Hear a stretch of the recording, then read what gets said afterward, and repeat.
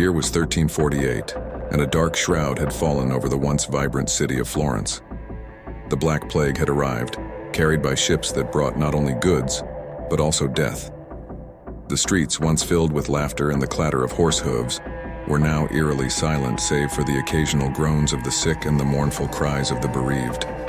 In a small, secluded part of the city stood the ancient monastery of San Martino.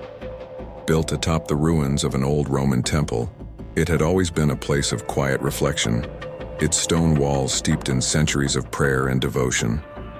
But as the plague ravaged Florence, the monastery had become something else entirely, a place of terror. The monks of San Martino had initially tried to care for the sick, offering what little aid they could to the dying masses.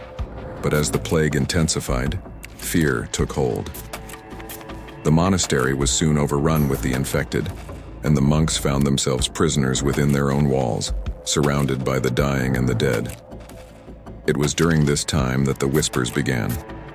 The first to notice was Brother Paolo, a young monk who had only recently taken his vows.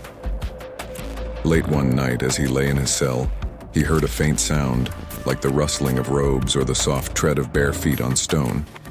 At first, he dismissed it as the wind, but the sound grew louder, more insistent. It seemed to come from the walls themselves, as if something or someone was moving within them. Terrified, Paolo rushed to Father Matteo, the abbot of San Martino. The old man listened patiently as Paolo recounted what he had heard, but his face remained impassive. "You are tired, Brother Paolo," the abbot said finally. "The plague has taken a toll on us all. Rest, and do not let your mind play tricks on you." But Paolo could not rest. The sounds persisted, growing louder and more distinct with each passing night. And he was not alone. Other monks began to hear them too. The soft whispers, the distant footsteps, the faint mournful wail of something that did not belong in the world of the living. One night, unable to bear it any longer, Paolo decided to investigate. Armed with only a flickering candle, he made his way through the darkened corridors of the monastery, following the sounds that had haunted his nights. The air was thick with the stench of death, and the walls seemed to close in around him as he walked. The sounds led him to a small, forgotten chapel deep within the monastery. The chapel had been sealed off years ago, its doors barred and its windows shuttered. But as Paolo approached, he saw that the doors were slightly ajar, as if someone or something had forced them open. With trembling hands, he pushed the doors wider and stepped inside. The air was cold, and the candle flickered as if in protest. The chapel was empty, save for a single figure kneeling before the altar, its head bowed in prayer. "Who are you?" Paolo demanded, his voice shaking. The figure did not respond. It remained motionless, its back to Paolo. The monk took a step closer, and as he did, the figure slowly turned to face him.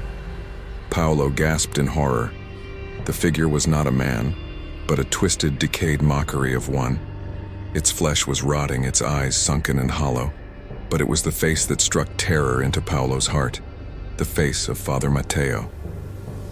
"How can this be?" Paolo whispered, his mind reeling. Father Matteo had died days ago, struck down by the plague. Paolo had helped carry his body to the mass grave outside the city walls, yet here he was, kneeling before the altar, as if nothing had happened. The apparition slowly rose to its feet, its eyes locking onto Paolo's. It opened its mouth as if to speak, but all that emerged was a low, guttural moan. The air around them grew colder, and Paolo felt an overwhelming sense of dread wash over him. He turned to flee, but the doors of the chapel slammed shut with a deafening crash. The candle went out, plunging the room into darkness. Paolo could hear the creature moving toward him, its footsteps slow and deliberate. In the pitch black, Paolo could feel the presence of others, more of the dead, rising from their graves to join the abomination that had once been Father Matteo. They whispered in the dark, their voices merging into a cacophony of despair and torment.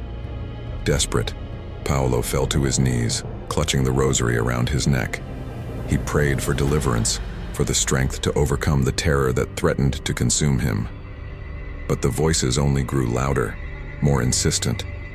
They were calling to him, beckoning him to join them in their eternal suffering. Suddenly, the chapel was filled with a blinding light. Paolo opened his eyes to see a figure standing before him, bathed in a radiant glow. It was the Virgin Mary, her face serene and compassionate. "Fear not, my child," she said, her voice soothing. "These souls are lost, trapped between this world and the next. They seek redemption, but they cannot find it on their own." With a wave of her hand, the light intensified, driving back the darkness. The twisted figures that had surrounded Paolo began to fade, their anguished cries growing fainter until they were no more. The doors of the chapel flew open, and the foul air was replaced with the sweet scent of lilies. Paolo felt a wave of relief wash over him. The Virgin Mary smiled down at him, her eyes filled with infinite compassion. "You have been tested, and you have prevailed," she said.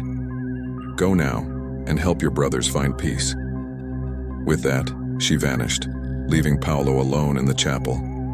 The candle had reignited, its flame burning steady and bright. Paolo rose to his feet, his heart filled with a newfound sense of purpose. He would help the souls of San Martino find the redemption they sought, and in doing so, he would save his own. The plague continued to ravage Florence, but the monks of San Martino no longer feared the darkness. They prayed for the souls of the departed, and in time the whispers and the footsteps ceased. The monastery became a place of peace once more, a sanctuary in a city consumed by death. And though the plague eventually passed, the memory of those dark days lingered in the hearts of those who had lived through them. The story of the Phantom of the Black Plague became a legend, passed down through the generations as a reminder of the power of faith and the horrors that lurk in the shadows of history.